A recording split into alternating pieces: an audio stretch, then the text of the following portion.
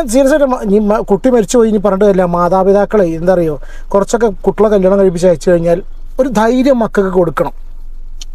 എന്ത് പ്രശ്നം ഉണ്ടെങ്കിലും ഞങ്ങളിവിടെ ഉണ്ട്, നീ വിഷമിക്കണ്ട എന്ന് പറഞ്ഞിട്ട് ഒരു ധൈര്യം കൊടുക്കണം. അച്ഛനൊന്നും ഇല്ലാത്ത വീടുകളാണെങ്കിൽ ഇറ്റ്സ് എ ഡിഫറെൻറ്റ് സ്റ്റോറി.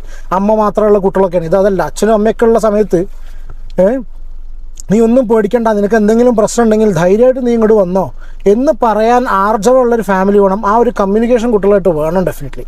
ഇല്ലെങ്കിൽ അമ്മമാർക്കെങ്കിലും വേണം. ഈ കുട്ടികൾ ഇങ്ങനെ പറയണ സമയത്ത് പറയണം, ഇന്ന പ്രശ്നങ്ങൾ ഉണ്ടിട്ടോ എന്ന് അച്ഛനോട് പറയണ്ട, ആ കുട്ടി മോളോട് ഇങ്ങോട്ട് വരാൻ പറ. എന്നാൽ ആ കുട്ടിയുടെ ജീവനെങ്കിലും ബാക്കി കിടക്കും അല്ലേ?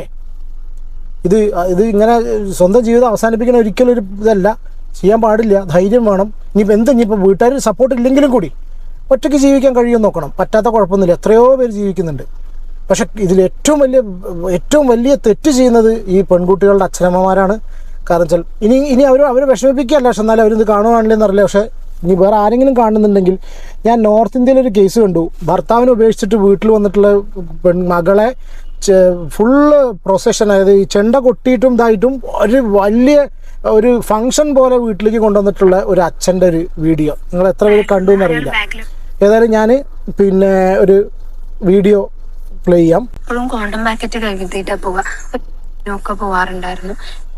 അവളെ ഫോഴ്സ് ചെയ്ത് സെക്സ് ചെയ്യാൻ വേണ്ടിട്ടൊക്കെ ആണെങ്കിലും ഭയങ്കരമായിട്ട് ഫോഴ്സ് ചെയ്യും.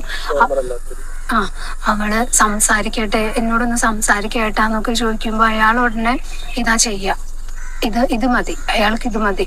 എന്നിട്ട് അവള് വിട്ടു പോകുമെന്ന് പറയുമ്പോ ഉടനെ അയാളെ സംബന്ധിച്ച് അയാളെ ചുറ്റിക്കളി പുറത്തറിയാണ്ടിരിക്കാന് അയാളെ വീട്ടിൽ അയാളെ അമ്മയ്ക്ക് കൂട്ടായിട്ട് ഒരു ഭാര്യ പദവി വേണമായിരുന്നു. അതായിരുന്നു ഇവൾക്കാണെങ്കിൽ ഒരു ജോലി ഉണ്ടായിരുന്നില്ല. സോ വീട്ടിൽ തന്നെ ഇരുന്നോളും, വീട്ടുപണിയും ചെയ്ത് വീട്ടിൽ തന്നെ ഇരുന്നോളും. അതേപോലെ ബാങ്ക് കോച്ചിങ്ങിന് അവളെ കോഴിക്കോട് കൊണ്ടാക്കിയായിരുന്നു ഹോസ്റ്റലിന്. അവൾക്ക് അതൊട്ടും പറ്റുന്നുണ്ടായിരുന്നില്ല. ആ ഒരു ഹോസ്റ്റൽ റൂമിൽ അവൾ ഒറ്റയ്ക്കായിരുന്നു, ഒട്ടും പറ്റുന്നുണ്ടായിരുന്നു. അവൾ കരഞ്ഞ് കാല് പിടിച്ച് അയാളോട് പറഞ്ഞു, ഞാൻ വന്നോട്ടെ. അയാൾ സമ്മതിച്ചില്ല.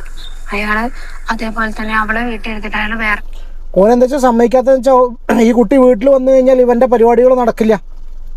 കഷ്ടം. പല എങ്ങോട്ടൊക്കെയോ കറങ്ങാനും ഒക്കെ പോവാറുണ്ടായിരുന്നു.